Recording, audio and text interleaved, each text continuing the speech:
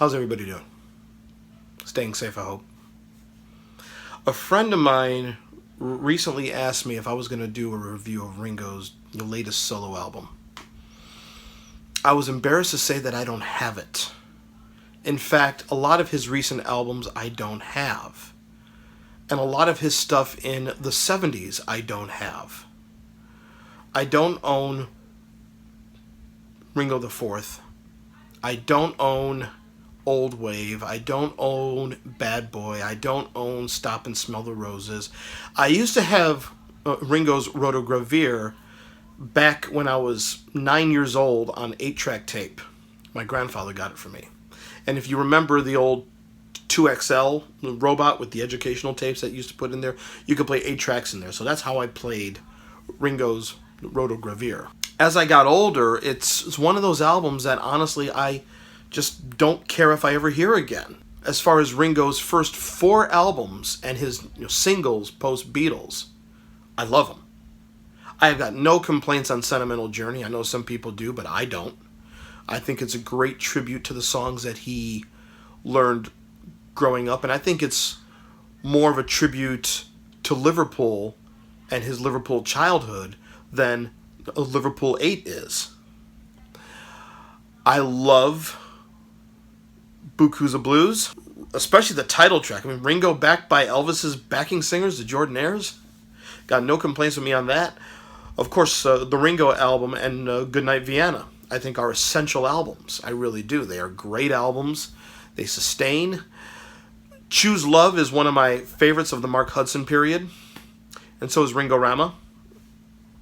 Probably one of his best. But I always am skeptical of Ringo's solo music, especially since there was a period there in the late 70s and 80s where Ringo has said, and he's not being cheeky Ringo Starr when he says this, there's a period of his life that he says is gone. He really got involved with drinking and drugging, probably more so than John, Paul, or George in the post-Beatles years. And that is sad. And I'm not trying to gossip. He has talked about it. And he's not being cheeky, lovable Ringo, as I've said. When he says, I played at the Last Waltz with the band, I can't tell you anything about it, but I'm in the movie, so I know I was there. And then he says, I played with the Beach Boys in the 80s. I can't tell you anything about the experience because I don't remember it, but I've seen the pictures. So I know I was there on stage playing drums with the Beach Boys. That is bad. And I think some of that reflected in his choice of material and his artistic choices as a solo artist during that time. But to me, Ringo is and will always be one of the best versatile musicians around as a drummer. Yes, I said versatile. And there's countless videos on YouTube demonstrating his drumming style and what he did as a drummer. So I'm not going to do another one like that, and 2, I don't want to set up my drum kit right now. But it's true. Back in the days of MySpace, I belonged to several Beatles message boards on MySpace. And I created a shitstorm when I said, Ringo is a great drummer. Everybody goes on about John Bonham, but Ringo and Bonham are comparable. The only difference between, Ringo Starr and John Bonham is Bonham did drum solos. Ringo didn't do drum solos. But the both of them were groove masters. The both of them played for the song. And you hear that a lot. What do you mean play to the song? Play to the song. Well, he's not there behind the drum kit during a song going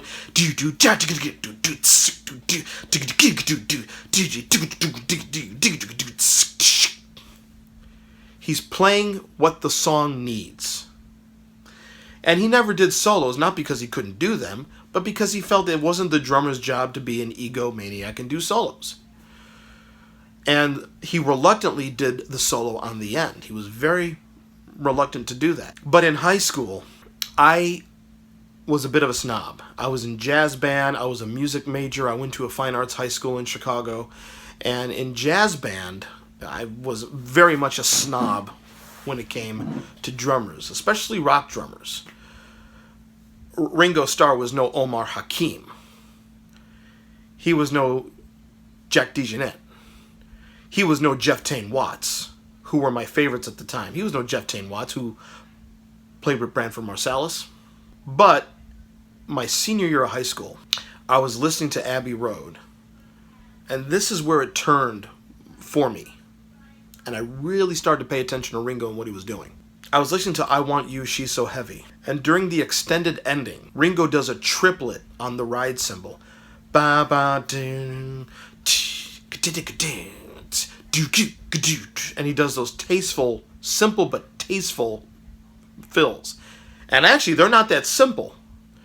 You could try and copy them, but you won't sound as good as Ringo doing those fills. And then as he hits the ride again and gets back into the groove coming out of the fill, he still does that triplet again. Da da da da da da da da da da. And for some reason, that triplet on the ride cymbal turned my world upside down. I started paying attention to Ringo and what Ringo did in the Beatles, because I was so much of a snob, but I was a Beatlemaniac. I said I loved the Beatles despite Ringo. Boy, was I an asshole. And you could say I was. I really paid attention to what he did, and I went back and listened to everything and really paid close attention. Now, for those that say Ringo, and then toss him off and say that he was just a complicated drummer, he wasn't a complicated drummer. Listen to what the hell he does at the end of Long Tall Sally. That's all I gotta say. Now, listen to his fills on Thank You Girl at the end.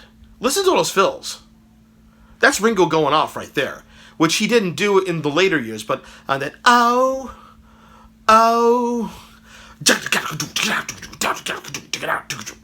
that's wild playing. And he still is a good drummer. Still is a good drummer. He was always in the pocket, still is in the pocket.